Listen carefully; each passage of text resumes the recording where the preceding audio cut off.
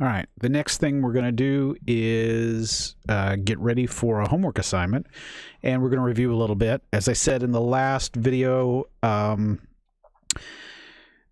this normally has a pretty tight feedback loop. We'd try something in class, I'd get immediate feedback, and I'd change on the fly.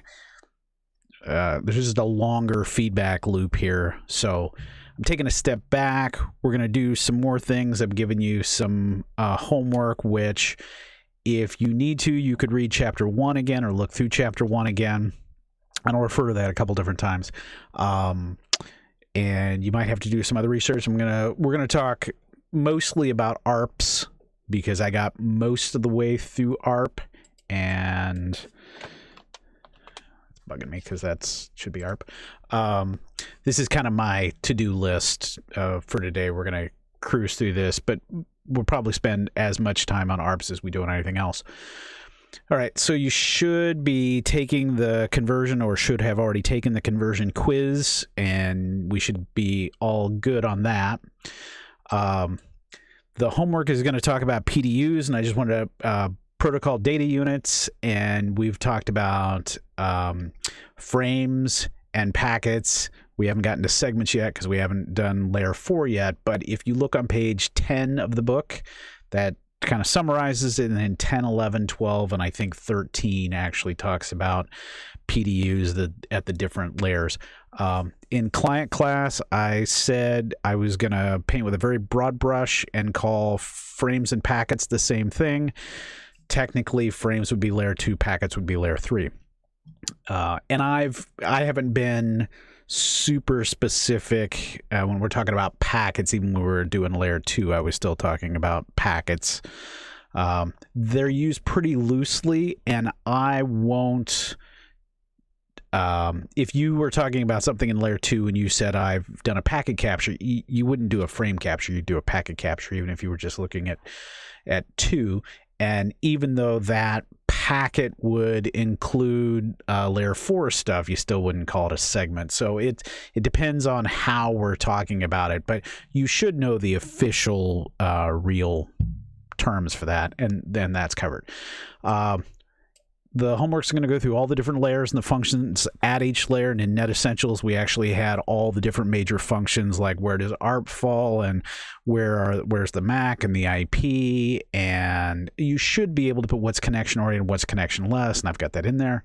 All the different major protocols. We're going to talk about TCP and UDP and ICMP coming up pretty quickly.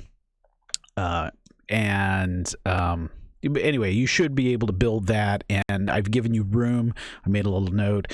The bottom 4 layers have more room in them than the top 3 because there's not much that happens in the top 3. So put in what you need to. So I'm hoping this will do 2 things. It's forcing you to review content, and it's letting me know what you do know and don't know. So I'm rewarding you for doing research, and hopefully you're filling in some gaps, and we're making sure that these are the things that you should know at this point. Since we're online, this has all been weird, and I've had a hard time capturing where the whole class is as a whole. This should help out and should get us to where we're all basically on the same page. So moving forward, we don't have a lot of unknowns. And I've kind of done a terrible job of that. So, this is the second time I've taught this, and it was much easier when I had immediate feedback because we were in class. So this is difficult to do anyway, and it's only the second time I've taught the material, and I wasn't warm and fuzzy with it the first time I taught it. So anyway, not really an excuse, but that's what I'm going with. So you may need to do some extra research on that, but it's going to help you in the long run, because as we start putting more stuff and covering more stuff, having a really good understanding of the 7 layers is really going to help you. There's a few questions about acronyms, which hopefully you'll know all the acronyms that we've talked about so far. Connectionless and connection oriented. Remember, connectionless for the most part, is layer 3, so all the layer 3 protocols would be connectionless. Layer 4 is all connection oriented with the exception of UDP, and that was because we needed something at layer 4 to be connectionless. Otherwise, streaming anything real time wouldn't work. All right, we're going to talk about the preamble and the starter frame delimiter and the frame minimum maximum here in just a second. I don't know why my dog is barking. Hang on, I have a video for that, and it is, oh yeah, it's here. All right, we're not going to watch this video. We already watched parts of this video before, but this gives the layout. Oh, nope, doesn't have starter frame delimiter. Okay, so the preamble is, well, there's two different ways you can talk about it. There are 8 bytes at the beginning before the destination MAC on the Ethernet. Officially, it would be 7 of those are the preamble, and then the last byte is the starter frame delimiter. It would not be, in our case, I would allow it to say there are 8 bytes in the preamble, because most people will say the last byte of the preamble is the starter frame delimiter. So are there 7 bytes of preamble and the last is the SFD, or are there 8 bytes total and the last one is just unique? Now, I like to think there are 8 total and the last one is unique. They're alternating ones and zeros, except for the last one ends in 1-1. As we said before, that gives the receiving machine a timing sequence so it can set up and it knows the speed and the timing of how the packets are going to come inbound. And that Wireshark strips all that off, and we typically will not talk about the preamble or the starter frame delimiter. We are, however, talking about all of this. Now, this brings up then length. So our data length, which is the most important, and there's going to be one question that actually won't be about data length, but the data length at a minimum is 46 and it maxes at 1500. That's just an Ethernet maximum size. But questions could be, what is the minimum and maximum data size in an Ethernet packet? That would actually be this, 46 to 1500. If the question is, what is the smallest and largest Ethernet frame, technically it would be a frame, what's the smallest and largest frame? It would be all of this. So the smallest would be 6 and 6, 12, 14, plus the frame check sequence, which is 18. 18 plus 46 is 64. So my entire frame minimum would be 64, because this needs to be 46. If it's not 46, it'll get padded to where it is. Now, we did have, and we mentioned this before, we did have some Wireshark captures that were less than that did not have the padding in there, so they were smaller than 46. But it was because Wireshark was capturing outbound packets that had not been padded, because they don't get padded until they get down to the NIC. So since it was captured before it got down to that point, it had been captured before the padding had happened, and it had created a frame that was minimum size. All right, so 64 is the largest frame, 46 data, because we got an 18 bytes of other miscellaneous stuff in the Ethernet header, and I guess trailer. So Ethernet header is only 14, the trailer or the footer is 4. So the largest data size was 1500, but the largest Ethernet frame would be 1500 plus 18 or 1518. So if you take the header and trailer of the data link layer or the Ethernet frame, you would get 1518. So 64 and 1518, or 46 and 1500. You do have to know what the question asks to know what we're talking about there. Okay, back to my list. That was frame size and preamble. Header layout, there's going to be a bunch of questions that actually talk about this. You should have already had this. I'll try to make a mental note to put this out there as well. So this should be a PDF that you've already grabbed. This talks about the Ethernet, ARP, and IP. Next thing we're going to do is going to be ICMP, and then we'll go to TCP and UDP. I forgot, I think, in talking that I was going to put ICMP in there. So that'll be different, but this homework doesn't include that. Though we'll start that after everybody is good on this. So this actually does go through and there's the flags. There were some questions in the homework about flags and the protocol types there, service type, hardware type, protocols, opcodes. Several people missed the opcodes. That was one of the things that getting the receiver MAC and the sender MAC, it goes receiver then sender, and then in ARP it's sender then receiver. Here it's sender and receiver. So the Ethernet frame is receiver then sender. Everything else is the opposite. You need to make sure that you understand that, and that where the opcodes are for ARP request and ARP reply. Those in the conversions were the most thing missed, but that was my fault. The others I thought I had explained. So, and very few people actually did get the do not fragment, and I did explain that, which isn't a huge deal, but I want you to know it, because when we get to the next big section of doing the packet captures and breakdowns, you're going to have some flags that are going to be set. Yep. I don't know why there's an extra blank page there. So you will need to use that and or the book to go through and answer some questions about that. Then there are a few questions about ARPs. Now, we've talked about normal. I talked a little bit about gratuitous and ARP proxies, but I really didn't talk about probes. So I do want to kind of go back and review these. And this page, if I go back up, Practical Networking actually has a really good page that explains it well. So this is a little animation that shows regular ARP. So the question is, who has this MAC who has this IP address? Send me your MAC, ARP request. It's a broadcast, comes back as an ARP reply, which is a unicast. That's how they normally work.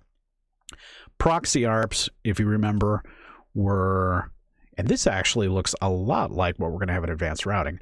Is there somewhere out? This is just a regular ARP request that goes out. The router actually sends an ARP reply. So this is almost exactly like a regular ARP, except the router is answering for D. So host D over here, he's actually answering for that IP address and giving its MAC. So as far as the host B is concerned, that's just it was an ARP request with a regular ARP reply, and it doesn't know any different. But the router is just stepping in there, and then the router is actually knows the MAC and the IP, so it has the ability to go ahead and deliver it. And even if it didn't, it would issue its own ARP on its side in this segment, and then find that answer out and go through. Okay, so that's almost a regular ARP. Gratuitous ARP was a reply without having a request made. So there's a couple different reasons why we would have a gratuitous ARP. One of the things that we have in here is, and we can see this here, it's a reply. There was no request that actually initiated this. This is the first packet that goes out. It's a reply, and the sender and target address are the same. So it looks like a regular. There also is gratuitous true if you're actually looking at a packet capture. But you can tell this is gratuitous because the sender and target are IPs are the same. So that's the key. If we look at a proxy ARP, there. We'll look at a proxy ARP. It looks normal. So it goes out as a request, it comes back as a reply, and it's got a MAC and IP and a different MAC and IP there. The regular is exactly the same. It goes out as a request, it comes back as a reply. you can't tell the difference between these unless you knew that the MAC address was the router. Gratuitous are totally different.